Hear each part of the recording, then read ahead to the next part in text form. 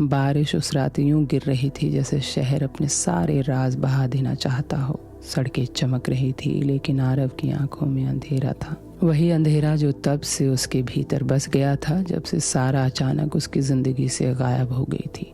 बिना कुछ कहे, बिना कोई निशान छोड़े, बस एक खामोशी छोड़ गई थी जो सालों बाद भी शोर करती थी। आरव एक जाना माना फिल्मी लेखक था। उसके लिए डायलॉग थिएटर में सीटियां बजाते थे। उसकी कहानियां मोहब्बत को अमर बना देती थी, मगर उसकी अपनी मोहब्बत अधूरी रह गई थी। एक ऐसा अधूरापन जो हर रात उसकी मेज पर पड़े कागजों से उसे घूरता रहता था। सारा उसकी जिंदगी में किसी सीन की तरह नहीं आई थी। वो धीरे धीरे उतरी थी, जैसे कैमरा स्लो मोशन में किसी चेहरे पर टिक जाता है। उसकी हंसी में एक बेफिक्री थी और आंखों में एक ऐसा रहस्य जिसे पढ़ने की कोशिश में आरव खुद को खो बैठता था। वो अक्सर कहती थी कि कुछ कहानियां बताई नहीं जाती, बस जी जाती है। आरव हंसकर जवाब देता था कि बिना कहानी की जिंदगी क्या होती है। तब सारा चुप हो जाती थी और वही चुप्पी बाद में उसकी सबसे बड़ी सजा बन गई। उस रात जब बारिश खिड़की से टकरा रही थी, आरव अकेला अपने फ्लैट में बैठा था। सामने खुला लैपटॉप, स्क्रीन पर आधा लिखा एक सीन और दिल में एक पुरानी टीज। तभी दरवाजे के नीचे से कुछ सरक कर अंदर आया। एक पुराना सा लिफाफा, गीला, मुड़ा हुआ, जैसे बहुत दूर से चला हो। आरव ने झुककर उठाया। हाथ कांप रहे थे क्योंकि लिफाफे पर लिखी लिखावट पहचानने में उसे एक पल नहीं लगा। वो वही लिखावट थी जिसे वह हर दिन अपने मन में पढ़ता था। सारा की लिखावट, वही गोल गोल अक्षर, हल्का सा झुकाव, जैसे हर शब्द झिझकते हुए लिखा गया हो। लिफाफा खोला तो अंदर सिर्फ एक लाइन थी, अगर अब भी मुझसे मोहब्बत है तो आज आधी रात उस जगह आना जहां हमारी कहानी शुरू हुई थी। आरव का दिल जोर से धड़क उठा। दिमाग ने कहा ये मुमकिन नहीं है, दिल ने कहा ये सारा है। लोग कहते थे सारा मर चुकी है, एक एक्सीडेंट, एक अधजली कार, एक बंद फाइल, मगर आरव ने कभी उस सच को कबूल नहीं किया था, क्योंकि मोहब्बत वाले दिल सबूत नहीं ढूंढते, वो उम्मीद ढूंढते हैं। घड़ी की सुइयां धीरे धीरे 12 की ओर बढ़ रही थी और आरव की सांसें तेज होती जा रही थी। उसने कोट उठाया, बाहर निकला, बारिश में भीगते हुए उस जगह की तरफ बढ़ा जहां सब शुरू हुआ था। पुराना सिनेमा घर बंद पड़ा, उजड़ा हुआ, लेकिन उसकी यादों में अब भी जिंदा। वही जगह जहां पहली बार सारा ने अंधेरे में उसका हाथ पकड़ा था। वही जगह जहां आखिरी बार उसने कहा था कि कुछ सवालों के जवाब नहीं मांगे जाते। सिनेमा घर के भीतर घुप अंधेरा था, कटी स्क्रीन, टूटी कुर्सियां और हवा में सीलन की गंध। आरव ने धीरे से पुकारा, सारा। आवाज गूंजी और उसी अंधेरे में से एक परछाई उभरी। धीमे कदम, हल्की सी मुस्कान और वो चेहरा, वही आंखें जिनमें अब भी राज छुपे थे। मुझे मरने दिया गया था आरव, लेकिन मार नहीं पाए। सारा की आवाज में दर्द था, थकान थी और एक लंबा इंतजार। सच धीरे धीरे घुलने लगा, जैसे पुरानी रील चल रही हो। सारा एक बड़े हादसे की गवाह थी। एक नामी प्रोड्यूसर, काले पैसे, एक एक्सीडेंट जो एक्सीडेंट नहीं था और एक साजिश जिसने उसकी पहचान छीन ली। उसे जिंदा रहते हुए मरना पड़ा, नाम बदलना पड़ा, शहर छोड़ना पड़ा और सबसे ज़्यादा दर्द उसे आरव को छोड़ने में हुआ, क्योंकि अगर वो उसे सच बता देती तो वो भी खतरे में आ जाता।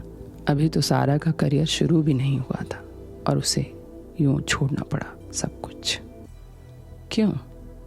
आरव भी कोई पुराना लेखक नहीं था, वो भी अपने पैर जमाने मुंबई आया था और धीरे धीरे दोनों एस्टैब्लिश हो ही रहे थे। आरव तो फिर भी कई फिल्में लिख चुका था, लेकिन सारा का अभी नाम नहीं बना था। दोनों एक सामान्य घर से थे, दोनों ने एक साथ करियर शुरू किया, दोनों की मुलाकात भी मुंबई में हुई थी। बहुत स्ट्रगल करने के बाद दोनों को काम मिला। सारा खूबसूरत थी और उसकी आंखें ऐसी थी जैसे न जाने कितने राज हों इसमें।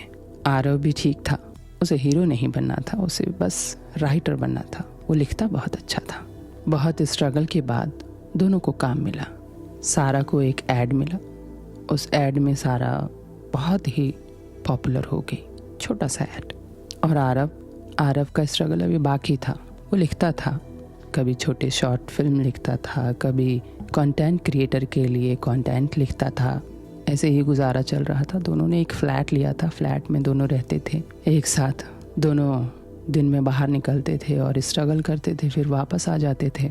वक्त ऐसे गुजरता जा रहा था। दोनों एक दूसरे से प्यार करते थे और बेइंतहा प्यार करते थे।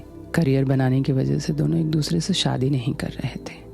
बस रोज़ सारा निकल जाती और डायरेक्टरों के ऑफिस की धूल छानती, काम मांगती।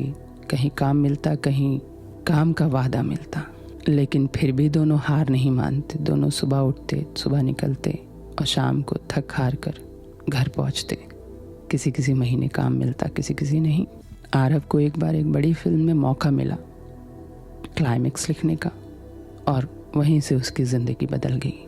फिर वो एक के बाद एक कहानियाँ लिखता गया और उसकी कहानियाँ हिट होती गई। और सारा अभी स्ट्रगल ही कर रही थी।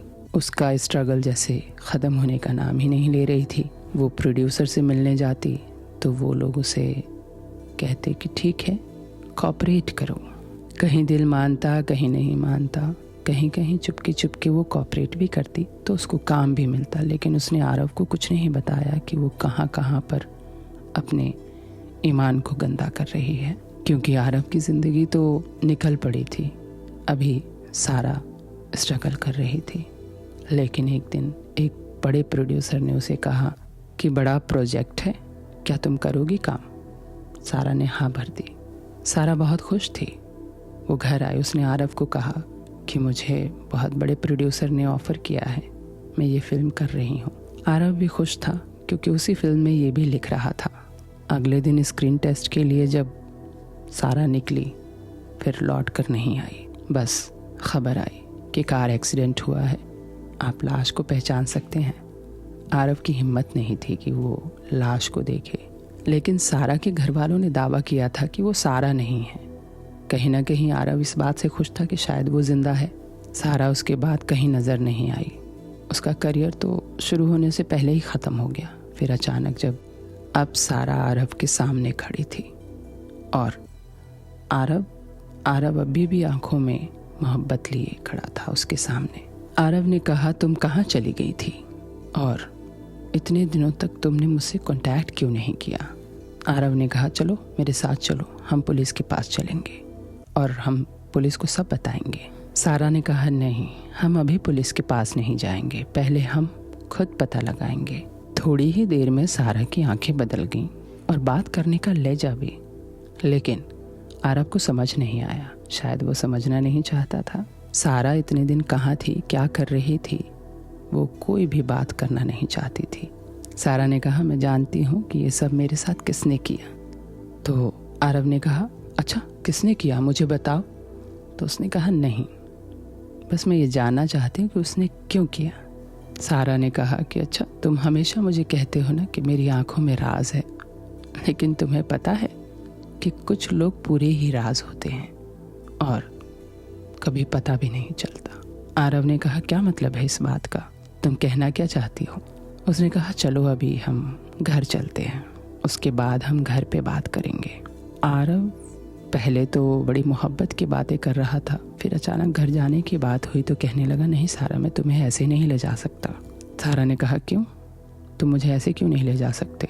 कहने लगा, बात समझो, अब मेरा नाम है, मेरा रुतबा है, मैं तुम्हें कैसे अपने साथ ले जा सकता हूँ? तुम एक गायब हुई लड़की हो, कोई मुझसे सवाल पूछेगा तो मैं क्या जवाब दूंगा?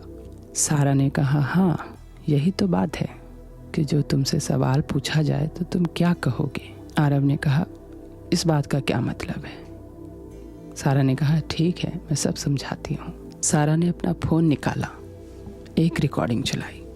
उस रिकॉर्डिंग में सिर्फ आरव की आवाज़ थी कि वो वापस नहीं लौटनी चाहिए। आरव सकपका गया, कहा, ये क्या सुना रही हो और ये कौन बोल रहा है? ये मेरी आवाज़ नहीं है, ये तुम क्या कहना चाहती हो? सारा इंतज़ार कर रही थी कि ये कब सच बोलेगा और कब राज खोलेगा, लेकिन कहानीकार तो कहानीकार होते हैं, वो कहाँ इतनी जल्दी राज खोलते हैं। आरव कुछ नहीं पता, जैसे नाटक कर रहा था, लेकिन सारा सब जानती थी। सारा को ये भी पता था कि उस शाम जो हुआ वो किसी और ने नहीं, आरव ने किया था। आरव को इतनी जल्दी तरक्की मिली, वो भी सारा की वजह से, लेकिन आरव ने कभी ये बात कही नहीं। ये उन दिनों की बात है जब दोनों स्ट्रगल कर रहे थे। आरव को सारा की खूबसूरती की कीमत अच्छे से पता थी। वो जहाँ कहीं भी काम मांगने जाता वो पहले सारा की तस्वीर दिखाता और काम खुद के लिए मांगता। कई जगह जहाँ आरव को बड़े प्रोजेक्ट मिले वहाँ सारा को छोटा काम मिला और सारा को कॉम्प्रोमाइज़ करना पड़ा। सारा को गिल्ट होता कि इतने छोटे काम के लिए मुझे कॉम्प्रोमाइज़ करना पड़ रहा है, लेकिन स्ट्रगल तो स्ट्रगल है। उसने सोचा कि ये भी वक्त गुजर जाएगा, जब मैं नाम बना लूँगी तो ये दुख भी ख़त्म हो जाएगा और मैं सब भूल जाऊँगी। कभी कभी सारा को लगता कि जिस प्रोजेक्ट में मुझे छोटा सा काम मिलता है वहाँ आरव को बड़ा काम मिल जाता है। आखिर माजरा क्या है? फिर वो सोचती कि ये कोई हीरो थोड़ी बनने आया है, ये तो लिखता है, शायद इसीलिए मिल जाता होगा। लेकिन सारा बहुत कुछ लुटा रही थी छोटे छोटे काम के लिए। अपना कॉन्फिडेंस, अपना आत्मसम्मान, अपना जिस्म, हर चीज़। फिर भी उसे छोटा ही प्रोजेक्ट मिल रहा था और आरव को बड़े बड़े प्रोजेक्ट। सारा को इस बात का अंदाज़ा ही नहीं था कि आरव अपना काम पाने के लिए उसे बेच रहा है और वो बिना जाने बिक भी रही है। वो तो कहानीकार है, तो कहानियों के ताने बाने ऐसे बुनता कि सारा समझ ही नहीं पाती और जो उसको इस्तेमाल कर रहा था वो भी नहीं समझ पाता। ये सिलसिला बहुत वक्त तक ऐसे चलता रहा। आरव उसको ये भी जताता कि तुम चाहे जो भी कर रही हो उसे कोई फ़र्क नहीं पड़ता, तुम मेरी महबूबा अब भी हो, हमेशा रहोगी और हम शादी करेंगे। सारा को सबसे बड़ा धोखा तो आरव ही दे रहा था। उसे बिना पूछे, उसको बिना बताए उसका सौदा करता रहा और सारा को भनक तक नहीं लगी। अजीब बात थी। उस शाम जब सारा का एक्सीडेंट हुआ तो सारा घर से निकलने से पहले आरव से कह रही थी कि अब हम शादी करेंगे क्योंकि मैं स्ट्रगल करके थक चुकी हूँ। अब इतने छोटे छोटे काम के लिए मैं अपना ईमान, अपना जिस्म नहीं बेच सकती, मैं अपनी नज़रों में नहीं गिर सकती। आरव ने कहा कि इसे जिस्म बेचना नहीं कहते, इसे स्ट्रगल कहते हैं। तुम समझ क्यों नहीं रही हो? तुम काम ढूंढो, काम मिलेगा, तुम्हें एक दिन बड़ा प्रोजेक्ट भी मिलेगा। इधर आरव बड़ी अच्छी अच्छी कहानियाँ भी लिखने लगा था तो उसका ओहदा बड़ा हो गया था, वो ज़्यादा लोगों को जानने लग गया था। अब जहाँ वो कहता, जितना कहता बस सारा को उतना ही काम मिलता, पर सारा को इस बात की खबर हो ही नहीं रही थी कि उसके साथ हो क्या रहा है। वो इतनी खूबसूरत थी, इतनी पढ़ी लिखी भी थी और वो बस काम करना चाहती थी, लेकिन काम उसको क्यों नहीं मिल रहा इस बात का उसको अंदाज़ा ही नहीं होता था। उसने एक्टिंग बाकायदा सीखी थी, उसके बावजूद भी उसे काम नहीं मिल रहा था। काम मिलते तो छोटे प्रोजेक्ट, ऐड या फिर कोई टेलीफिल्म। सारा को समझ ही नहीं आ रहा था और आरव तो बस दिन ब दिन बड़ा होता जा रहा था, बड़े लोगों में उठना बैठना शुरू हो गया था। सारा ने जब मना किया तो आरव को लगा मेरी सोने की चिड़िया उड़ रही है, अगर यही उड़ जाएगी तो मुझे काम कैसे मिलेगा। उसे बहुत डर लगा। फिर उसने रास्ता निकाला कि अब ये सोने की चिड़िया के पंख काटने ही पड़ेंगे और अब दूसरी चिड़िया तलाशनी पड़ेगी। जब उस दिन शाम सारा घर से निकली तो आरव ने कहा, नहीं तुम्हें ड्राइवर छोड़ेगा, तुम आज अपनी कार से नहीं मेरी कार से जाओ। तो सारा ने जिद की कि नहीं मैं अपनी कार से जाऊंगी। आरव ने कहा तुम फिर थक जाओगी, एक काम करो मेरा ड्राइवर ले जाओ, ड्राइवर तुम्हारी गाड़ी चलाएगा और तुम बैठ जाना पीछे। सारा खुश हो गई। आरव ने ड्राइवर को पहले ही समझा दिया था कि क्या करना है। ड्राइवर सारा को लेकर के निकल गया। सारा गाड़ी में बैठी तो उसका ध्यान मोबाइल में था। उसने देखा नहीं कि ड्राइवर ने किस सड़क पर उतारी है। बहुत दूर जाने के बाद सारा का ध्यान जब सड़क पर गई तो वो एकदम चौंक गई कि ड्राइवर हम कहाँ जा रहे हैं। ड्राइवर ने कहा कि सर ने आपके लिए सरप्राइज़ रखा है, वहीं लेके जा रहा हूँ, पर आप सर को मत बताइएगा कि मैंने आपको बता दिया है। सारा खुश हो गई, लेकिन वो खुशी ज़्यादा देर की नहीं थी। रास्ते में चलते चलते सारा सवाल करने लगी, अच्छा सर ने ऐसा क्या सरप्राइज़ रखा है, थोड़ा तो हिंट दो। ड्राइवर की टूटी मूटी गोल मोल बातें सारा को शक कराने पे मजबूर कर रही थी। सारा को अब शक होने लगा था कि जो भी कुछ हो रहा है वो ठीक नहीं हो रहा है। उसने ड्राइवर से पूछना शुरू किया बार बार। उसने कहा कि अगर तुमने गाड़ी नहीं रोकी और मुझे सारी बात नहीं बताई तो मैं अभी यहीं पर पुलिस को फ़ोन करूंगी। तभी ड्राइवर टूटा उसने कहा कि आज आपको रास्ते से हटाने की तैयारी है। आपको हिल स्टेशन ले जाके वहाँ से गाड़ी को धक्का देना है और आपका नामो निशान मिटाना है। सारा का दिल जैसे गिर गया। वो शांत, खामोश, ठंडी बैठी रही। बहुत देर तक बाहर देखती रही कि आखिर आरव उसके साथ ऐसा कैसे कर सकता है। फिर ड्राइवर ने कहा कि मैं भी आपको मारना नहीं चाहता, आपके साथ बहुत अच्छे वक्त गुजारे हैं मैडम, लेकिन मैं क्या करूं, मुझे साहब की बातें सुननी पड़ेंगी। वो मुझे नौकरी से निकाल सकते हैं और वो मेरे परिवार के साथ कुछ भी कर सकते हैं क्योंकि वो एक बड़े आदमी हैं। ड्राइवर की बातें सुनकर वो और भी हैरान हो गई कि कैसे ये वही ड्राइवर था जो खुद सारा लेके आई थी, गरीब, परेशान, और आज वही इसकी जान लेने जा रहा है। सारा को समझ में नहीं आ रहा था कि वो क्या करे। फिर सारा ने कहा, तुम्हें याद है जब तुम बारिश में भीग रहे थे, काम मांग रहे थे और बहुत ही दुख में थे, तो तुमको किसने काम दिया था? ड्राइवर ने एकदम से ब्रेक लगाई। कहा, मैडम मैं भी तो नहीं चाहता आपके साथ ऐसा हो, लेकिन मैं क्या करूं, मैं मजबूर हूं। आप मेरी बात क्यों नहीं समझ रही हैं? सारा ने कहा, ठीक है तुम मुझे मार दो, लेकिन जब मुझे ढूंढा जाएगा तो सज़ा तुम्हें ही मिलेगी। इसीलिए कह रही हूँ कि तुम सिर्फ कार को धक्का दे दो और कहो कि मैं नहीं रही। ड्राइवर ने वही किया। उसके बाद वो घर गया और बोला कि मैंने कार को धक्का दे दिया, अब सारा मैडम नहीं है। फिर आरव ने अपना काम शुरू किया, पुलिस में गया, रिपोर्ट की और सारा तमाशा खड़ा किया। कहानीकार था ना, सारी कहानी लिख दी। इधर सारा ने भी कहानी लिखी, अपनी जगह एक लाश को बिठाया और गाड़ी आधी जला दी, आधी लाश मिली। आरव को पता था कि सारा की लाश वो नहीं है। उसके माँ बाप भी बोले कि ये सारा नहीं है, लेकिन सारा तो है ही नहीं। आरव दिल ही दिल तो सारा को ढूंढ ही रहा था। वो जानता था कि सारा शायद मरी नहीं है, लेकिन यकीन नहीं करना चाहता था। उस सिनेमा घर के अंधेरे में सिर्फ सारा नहीं खड़ी थी, पीछे छुपी पुलिस भी थी, सारा के माँ बाप भी थे और कुछ मीडिया भी। फिर क्या, सारी बातें जब सामने आई तो आरव फिर अपने असली चेहरे में आ गया। उसने कहा, ठीक है जब तुम नहीं मरी अब मरोगी। जैसे ही आरव पलटा, मीडिया ने अपनी लाइट जला दी। रिकॉर्डिंग तो पहले से हो रही थी। उसके बाद क्या, आरव को पकड़ लिया गया, वो जेल गया। सारा की आप बीती सुनने के बाद कई ऐसे नामी चेहरे जो वाइट कॉलर कहलाते थे, प्रोड्यूसर डायरेक्टर बने हुए थे, उनको भी गिरफ्तार किया गया, जो काम के नाम पे लड़कियों का शोषण करते थे, पर उन्हें काम कभी नहीं दिया जाता था। आरव जैसे कई लोग पकड़े गए। अब सारा अपने शहर लौट चुकी है। अब वो कभी फिल्मों में काम नहीं करना चाहती और ना ही वापस मुंबई जाना चाहती है। अब वो अपने शहर के थिएटर में लोगों को एक्टिंग सिखाती है और ये भी सिखाती है कि बाज की नज़र को कैसे पहचाना जाए। कभी कभी वो दोस्त बन के भी आते हैं और तुम्हें पूरा नोच खाते हैं। सारा कहती है फिल्मों में काम करना बुरा नहीं, लेकिन अगर आपको जब भी हर काम के लिए कॉम्प्रोमाइज़ करने को बोला जाए और जब भी लगे कि ये बहुत ज़्यादा हो रहा है तो खुद से सवाल पूछना और ना कहना, क्योंकि दुनिया का कोई भी काम मेहनत मांगता है, जिस्म नहीं।